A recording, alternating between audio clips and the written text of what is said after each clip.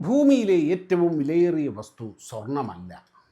പക്ഷേ ആയിരക്കണക്കിന് വർഷങ്ങളായി മനുഷ്യർ ഏറ്റവും കൂടുതൽ വിശ്വസിച്ച വസ്തു സ്വർണമാണ്. എന്തുകൊണ്ട്? ഭക്ഷണമല്ല, ഇരുമ്പല്ല, ഡയമണ്ട് പോലുമല്ല. പിന്നെ എന്തുകൊണ്ട് ഗോൾഡ്? ഒരു ചെറിയ മഞ്ഞലോഹത്തിനായി സാമ്രാജ്യങ്ങൾ യുദ്ധം ചെയ്തു. മനുഷ്യൻ കടലാഴങ്ങൾ താണ്ടി. രാജ്യങ്ങളുടെ സാമ്പത്തിക വ്യവസ്ഥകൾ പോലും അതിനെ ചുറ്റിപ്പറ്റി നിർമ്മിക്കപ്പെട്ടു. ചാർലി ചാപ്ലിൻ്റെ വിഖ്യാതമായ ഗോൾഡ് റഷ് എന്ന സിനിമ അലാസ്കയിലേക്ക് നടന്ന ഒരു സ്വർണ്ണ വേട്ടയുടേതാണ്. ലോകത്തിൽ ഏറ്റവും അധികം ത്രില്ലർ സിനിമകളും നോവലുകളും ഒക്കെ ഉണ്ടായത് സ്വർണം തേടിയുള്ള സാഹസികതകളെക്കുറിച്ചാണ്. പക്ഷേ സ്വർണത്തിൻ്റെ കഥ ഭൂമിയിൽ തുടങ്ങുന്നതല്ല. കോടിക്കണക്കിന് വർഷങ്ങൾക്ക് മുമ്പ് പ്രപഞ്ചത്തിലെ ഭീകരമായ നക്ഷത്ര സ്ഫോടനങ്ങളിലും ന്യൂട്രോൺ സ്റ്റാറുകളുടെ കൂട്ടിയിടികളിലുമാണ് സ്വർണം രൂപപ്പെട്ടത് എന്ന് സയൻസ് പറയുന്നു. അതായത് ഇന്ന് നമ്മുടെ കയ്യിലെ ഒരു ചെറിയ ഗോൾഡ് റിങ് പോലും ഒരിക്കൽ ഒരു മരിച്ച നക്ഷത്രത്തിൻ്റെ ഭാഗമായിരിക്കാം. എന്നാൽ കോസ്മിക് ഒറിജിൻ മാത്രമല്ല ഗോൾഡിനെ സ്പെഷ്യലാക്കുന്നത്. അത് തുരുമ്പിക്കില്ല, കറ പിടിക്കില്ല, എത്ര കാലം കഴിഞ്ഞാലും മങ്ങില്ല, എളുപ്പത്തിൽ രൂപം മാറ്റും, വൈദ്യുതി മികച്ച രീതിയിൽ കടത്തിവിടും. ഇന്നും സ്പേസ് ക്രാഫ്റ്റ് മുതൽ സ്മാർട്ട് ഫോൺ വരെ ഗോൾഡ് ഉപയോഗിക്കുന്നു. പക്ഷേ ഇതെല്ലാം അറിഞ്ഞിട്ടും ഒരു വലിയ ചോദ്യം ബാക്കി നിൽക്കുകയാണ്. എന്തുകൊണ്ടാണ് മനുഷ്യർ സ്വർണത്തെ ഇന്നും ഇത്രയധികം വിശ്വസിക്കുന്നത്? അതിൻ്റെ ശാസ്ത്രവും ചരിത്രവും മനുഷ്യ മനഃശാസ്ത്രവും ഇന്നത്തെ ലോകരാഷ്ട്രീയവും ചേർന്ന അത്ഭുതകരമായ കഥയാണ് ഇന്നത്തെ വീഡിയോ. എന്നാൽ തുടങ്ങിയാലോ? ഈ ചാനലിൽ നമ്മൾ സയൻസ്, ടെക്നോളജി, ഹിസ്റ്ററി, സ്പേസ്, മനുഷ്യ സംസ്കാരം എന്നിവയുടെ പിന്നിലെ യഥാർത്ഥ ശാസ്ത്രം വളരെ ലളിതമായി മനസ്സിലാക്കാൻ ശ്രമിക്കുകയാണ്. ഇത്തരത്തിലുള്ള സയൻസ് ബേസ്ഡ് വീഡിയോസ് നിങ്ങൾക്കിഷ്ടമാണെങ്കിൽ ചാനൽ സബ്സ്ക്രൈബ് ചെയ്യാനും വീഡിയോ ലൈക്ക് ചെയ്യാനും നിങ്ങളുടെ അഭിപ്രായങ്ങൾ കമൻറ്റ് ചെയ്യാനും മറക്കരുത്. നിങ്ങളുടെ ഓരോ സപ്പോർട്ടും ഇത്തരത്തിലുള്ള കൂടുതൽ ക്വാളിറ്റി കണ്ടൻറ്റ് ചെയ്യാൻ വലിയ മോട്ടിവേഷനാണ്. സ്വർണത്തെക്കുറിച്ചുള്ള സയൻറ്റിഫിക് കാര്യങ്ങൾ അറിയുമ്പോൾ തന്നെ സ്വർണം ഭാവിക്ക് വേണ്ടി ഒരു ഇൻവെസ്റ്റ്മെൻ്റായിട്ട് ആളുകൾ സൂക്ഷിക്കാറുണ്ട്. പക്ഷേ പലപ്പോഴും നമ്മുടെ കുടുംബത്തിനൊക്കെ വലിയൊരു സാമ്പത്തിക ബാധ്യത വരുന്ന ഘട്ടങ്ങളിൽ അത് പോരാതെ വരും. ഇപ്പോൾ കുടുംബത്തിൽ സമ്പാദിക്കുന്ന ആൾ മരണപ്പെടുകയൊക്കെ ചെയ്താൽ പെട്ടെന്ന് വലിയ തുക കുടുംബത്തിന് കിട്ടണം. എന്നാൽ മാത്രമേ പിന്നീട് ആ കുടുംബത്തിന് സാമ്പത്തിക ബുദ്ധിമുട്ടില്ലാതെ ജീവിക്കാൻ പറ്റുകയുള്ളൂ. അത്രയും സ്വർണം മുൻകൂട്ടി വാങ്ങി വയ്ക്കാനോ അത് ആ സമയത്ത് വിൽക്കാനോ ഒന്നും ചിലപ്പോൾ സാധിച്ചെന്ന് വരില്ല. അതുകൊണ്ട് ഇങ്ങനത്തെ കാര്യങ്ങൾ പഠിക്കുമ്പോൾ നിർബന്ധമായും മനസ്സിലാക്കേണ്ട ഒരു കാര്യമുണ്ട്. നമുക്കോരോരുത്തർക്കും നല്ലൊരു കവറേജുള്ള ലൈഫ് ഇൻഷുറൻസ് ഉണ്ടായിരിക്കണം. 2 കോടി പോലുള്ള വലിയ കവറേജ് കിട്ടുന്ന ലൈഫ് ഇൻഷുറൻസിൻ്റെ സിംപ്ലസ്റ്റ് ഫോമായ ടേം ഇൻഷുറൻസുകൾ എടുത്തു വയ്ക്കുന്നതാണ് നല്ലത്. ഈ വീഡിയോയുടെ ഡിസ്ക്രിപ്ഷനിലും കമൻറ്റിലുമുള്ള ലിങ്കിൽ പോയാൽ മാസം ഒരു 1000-1500 രൂപ കൊടുത്താൽ തന്നെ അത്യാവശ്യം വിദ്യാഭ്യാസവും വരുമാനവും ഒക്കെയുള്ള ആളുകൾക്ക് ഇത്തരത്തിൽ 1 കോടി 2 കോടിയുടെ ടേം ഇൻഷുറൻസുകൾ എടുത്തു വയ്ക്കാം. അതും ടോപ്പ് കമ്പനികളെ പരസ്പരം താരതമ്യം ചെയ്തും എടുക്കാം. പ്രവാസികൾക്ക് ഇപ്പോൾ നാട്ടിൽ പുറത്തേക്കാൾ 30 മുതൽ 50% വരെ ചിലവ് കുറവിൽ ഇതെടുത്തു വയ്ക്കാം. ഏത് കമ്പനിയുടെ എടുത്താലും നിങ്ങളുടെ വാർഷിക വരുമാനത്തിൻ്റെ ഒരു 15-20 മടങ്ങ് വരുന്ന കവറേജ് എങ്കിലും ഉണ്ടെന്ന് ഉറപ്പുവരുത്തണം. അപ്പോൾ മാത്രമേ അത് കുടുംബത്തിന് ഉപകാരപ്പെടുകയുള്ളൂ. അങ്ങനെ കവറേജൊക്കെ നോക്കി യോജിക്കുന്ന ടേം പ്ലാൻ എടുക്കാനുള്ള ലിങ്ക് ഡിസ്ക്രിപ്ഷനിലും കമൻറ്റിലും ഉണ്ട്. അല്ലെങ്കിൽ സ്ക്രീനിൽ കാണുന്ന QR കോഡ് സ്കാൻ ചെയ്യുക. ഇപ്പോൾ എടുത്താൽ 15% വരെ ഡിസ്കൗണ്ടുമുണ്ട്. അപ്പോൾ മനുഷ്യരെ ആയിരക്കണക്കിന് വർഷങ്ങളായി ആകർഷിക്കുന്ന സ്വർണമെന്ന ഈ അത്ഭുത ലോഹത്തിൻ്റെ കഥയിലേക്ക് നമുക്ക് കടക്കാം. സ്വർണത്തിൻ്റെ കഥ ഭൂമിയിൽ തുടങ്ങുന്നതല്ല. അത് തുടങ്ങുന്നത് പ്രപഞ്ചത്തിൻ്റെ അഗാധമായ ഇരുട്ടിലാണ്. നമുക്കറിയാം, പ്രപഞ്ചം ഇന്നത്തെ രൂപത്തിലേക്ക് പരിണമിച്ചത് 1380 കോടി വർഷങ്ങൾക്ക് മുമ്പ് നടന്ന മഹാസ്ഫോടനം അഥവാ ബിഗ് ബാങ്ങിലൂടെയാണ്. ഇന്നും അജ്ഞാതമായ കാരണത്താൽ ഒന്നായിരുന്ന പ്രപഞ്ച വസ്തു പെട്ടെന്ന് പൊട്ടിത്തെറിച്ച് അഥവാ വികസിക്കാൻ ആരംഭിച്ച് 4 പാടേക്കും ചിതറിപ്പോയി. അങ്ങനെ ചിതറിപ്പോയ ഭാഗങ്ങൾ നക്ഷത്രങ്ങളും ഗാലക്സികളും ഗ്രഹങ്ങളും ഉപഗ്രഹങ്ങളും ഒക്കെയായി മാറി. ആ മഹാസ്ഫോടനത്തിൻ്റെ ഇമ്പാക്റ്റ് ഇന്നും പ്രപഞ്ചത്തിൽ നിലനിൽക്കുന്നുണ്ട്. ബിഗ് ബാങ് കഴിഞ്ഞപ്പോൾ പ്രപഞ്ചത്തിൽ പ്രധാനമായും ഉണ്ടായിരുന്നത് ഹൈഡ്രജൻ, ഹീലിയം പോലുള്ള ഭാരം കുറഞ്ഞ വളരെ ലളിതമായ അറ്റോമിക് സ്ട്രക്ചറുള്ള ലഘുമൂലകങ്ങളായിരുന്നു. പക്ഷേ സ്വർണം പോലുള്ള ഭാരമേറിയ മൂലകങ്ങൾ അങ്ങനെ എളുപ്പത്തിൽ രൂപപ്പെടില്ല. അതിനായി പ്രപഞ്ചത്തിൽ അത്യന്തം ഭീകരമായ എനർജി ഈവൻസ് ആവശ്യമായിരുന്നു.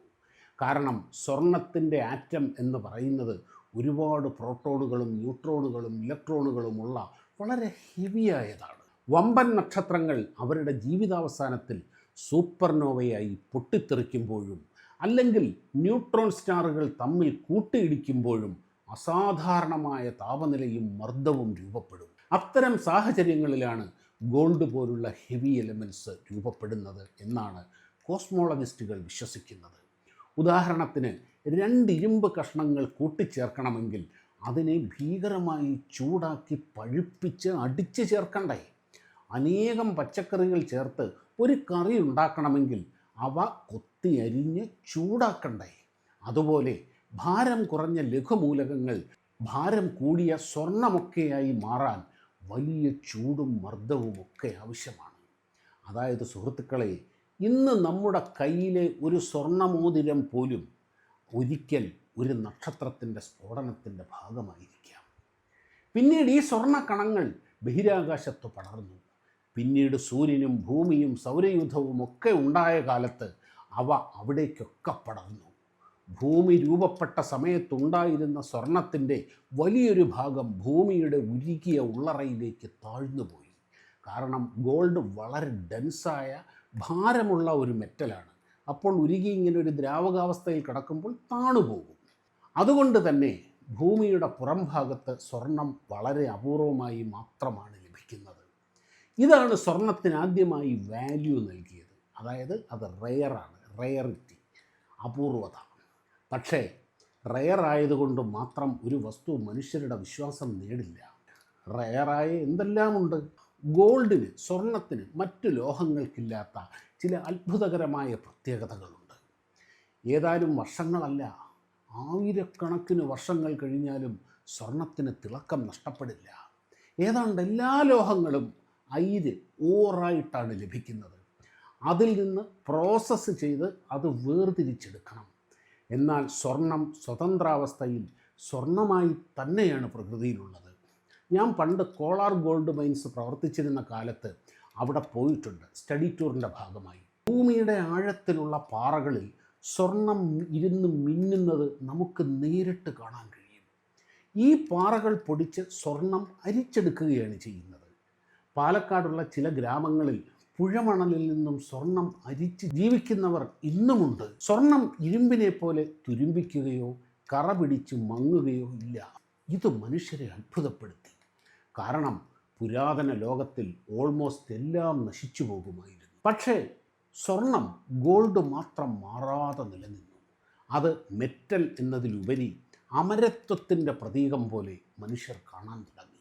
മറ്റൊരു വലിയ കാര്യം, ഗോൾഡ് വളരെ മെലിയബിൾ ആണ്. എന്ന് വെച്ചാൽ അതിൻ്റെ ഗുണം ഒട്ടും കുറയുകയോ മാറുകയോ ചെയ്യാതെ അടിച്ചു പരത്തുകയോ നേർത്ത കമ്പികളാക്കുകയോ അതുപോലെ നമുക്കിഷ്ടമുള്ള രൂപത്തിലേക്ക് മാറ്റുകയോ ഒക്കെ ചെയ്യാം. ഒരു ചെറിയ ഗോൾഡ് കഷ്ണം പോലും വളരെ നേർത്ത ഷീറ്റാക്കി എടുക്കാം.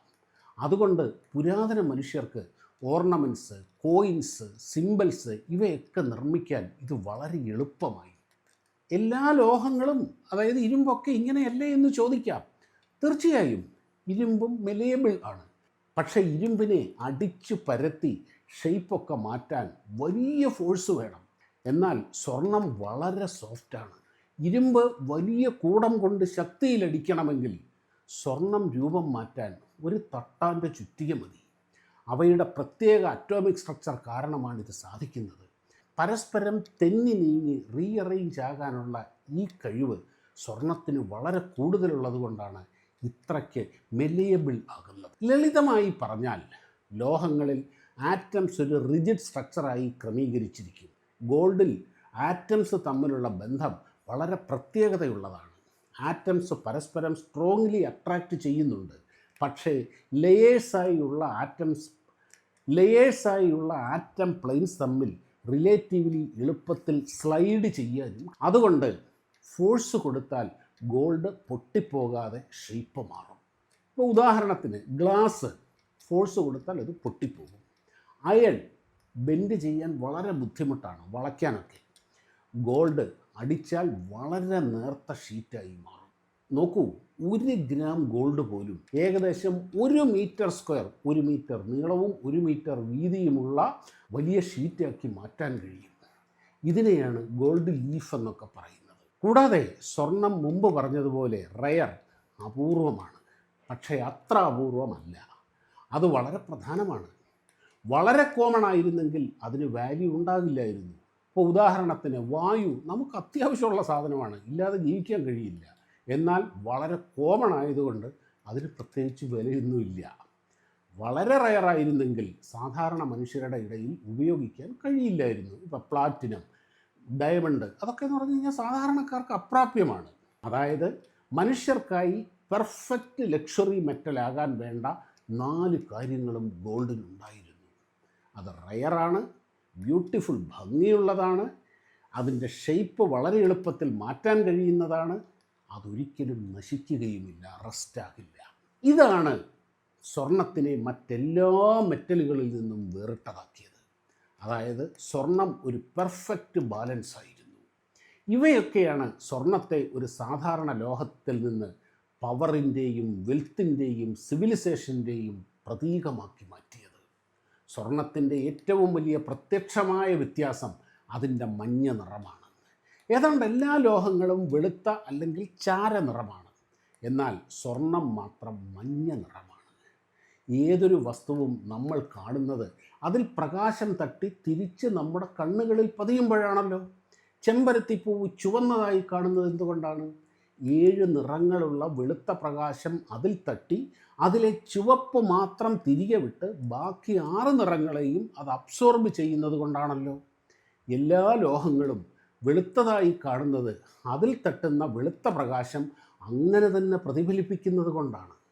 സ്വർണത്തിൻ്റെ അറ്റോമിക് നമ്പർ 79 എന്ന് വെച്ചാൽ അതിൽ 79 പ്രോട്ടോണുകളും 79 ഇലക്ട്രോണുകളും ഉണ്ട്. ഈ ഇലക്ട്രോണുകൾ ന്യൂക്ലിയസിന് ചുറ്റും കറങ്ങുകയാണ്, അറിയാമല്ലോ.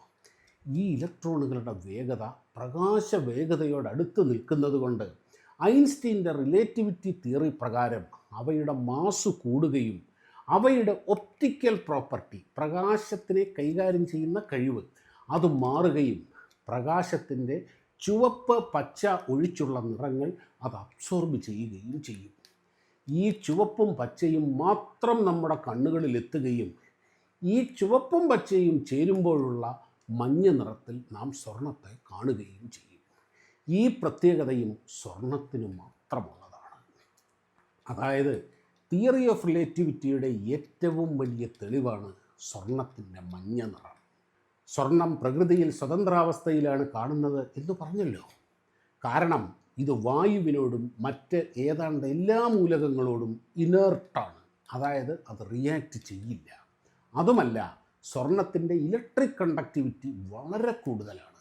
അതുകൊണ്ട് തന്നെ സൂക്ഷ്മമായ ഇലക്ട്രോണിക് സർക്യൂട്ടുകളിൽ സ്വർണം ഉപയോഗിക്കുന്നുണ്ട്. സാധാരണ സർക്യൂട്ട് ബോർഡുകളിലെ ആ സർക്യൂട്ട് അത് ലെഡ്, സിൽവർ ഒക്കെയാണ്. പക്ഷേ ഇതെല്ലാം കാലക്രമത്തിൽ പ്രശ്നമാകും. എന്നാൽ സ്വർണത്തിന് ആ പ്രശ്നമില്ല. അതൊരിക്കലും അതിൻ്റെ ഗുണം മാറില്ല. അതുകൊണ്ട് എയ്റോസ്പേസ് ഗ്രേഡ് ഇലക്ട്രോണിക്സ്, അതായത് വിമാനങ്ങളിലും ബഹിരാകാശ വാഹനങ്ങളിലും ഒക്കെയുള്ള ഇലക്ട്രോണിക് ഉപകരണങ്ങളിൽ സ്വർണം ഒരുപാട് ഉപയോഗിക്കുന്നുണ്ട്. എന്തിന്, നമ്മുടെ കയ്യിലെ മൊബൈൽ ഫോണിലും സിം കാർഡുകളിലും വരെ സ്വർണം ഒരു അവിഭാജ്യ ഘടകമാണ്. പഴയ സിം കാർഡുകളും ഫോണുകളും ഒക്കെ കളക്ട് ചെയ്ത് അതിൽ നിന്നും സ്വർണം വേർതിരിക്കുന്ന ബിരുദന്മാർ ധാരാളമുണ്ട് കേട്ടോ. ബഹിരാകാശത്തേക്ക് വിക്ഷേപിക്കുന്ന ഉപഗ്രഹങ്ങൾ പൊതിയുന്ന ഗോൾഡൻ ഫോയിലുകൾ കണ്ടിട്ടില്ലേ? ഇവ നന്നായി ഗോൾഡ് കോട്ട് ചെയ്തതോ അല്ലെങ്കിൽ സ്വർണം തന്നെയോ ആണ്. ബഹിരാകാശത്ത് ധാരാളം മാരകമായ റേഡിയേഷനുകൾ നേരിട്ട് പതിക്കും. ഇവയോടൊന്നും റിയാക്ട് ചെയ്യാതെ എന്നാൽ അതിനെ തടയാൻ സ്വർണത്തിന് കഴിയും. അതുകൊണ്ടാണ് കൃത്രിമ ഉപഗ്രഹങ്ങൾ ഗോൾഡ് ഫോയിൽ കൊണ്ട് പൊതിയുന്നത്. ഉപഗ്രഹത്തിൻ്റെ പ്രവർത്തനം, ലൈഫ് ഒക്കെ കൂട്ടാൻ ഇത് സഹായിക്കും.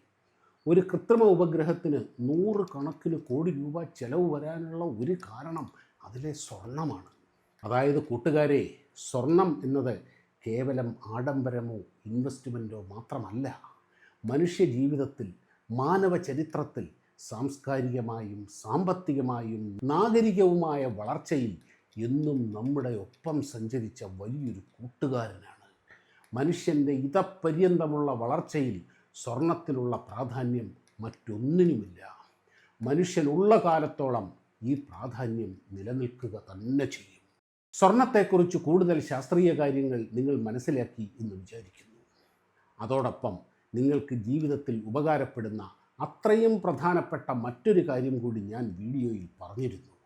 ഒരു ചെറിയ തുക മാറ്റിവെച്ചുകൊണ്ട് നിങ്ങളുടെ കുടുംബത്തിൻ്റെ ഭാവി സുരക്ഷിതമാക്കാൻ ടേം ഇൻഷുറൻസ് എന്തായാലും എടുത്തു വയ്ക്കണം, നിർബന്ധമാണ്. ഇന്ത്യയിലെ മികച്ച കമ്പനികളെ താരതമ്യം ചെയ്ത് മികച്ച പ്ലാൻ 15% വരെ ഡിസ്കൗണ്ടിൽ എടുക്കാനുള്ള ലിങ്ക് ഡിസ്ക്രിപ്ഷനിലും കമൻറ്റിലും കൊടുത്തിട്ടുണ്ട്. അല്ലെങ്കിൽ ഈ സ്ക്രീനിലുള്ള QR കോഡ് സ്കാൻ ചെയ്താലും മതി. വീഡിയോ കണ്ട എല്ലാ കൂട്ടുകാർക്കും ഒരുപാട് നന്ദി. വീഡിയോ ഇഷ്ടമായാൽ പിന്തുണയ്ക്കണം എന്ന് ഒരിക്കൽ കൂടി അഭ്യർത്ഥിക്കുന്നു. മറ്റൊരു സയൻസ് വീഡിയോയുമായി ഉടനെ കാണാം. നന്ദി, നമസ്കാരം.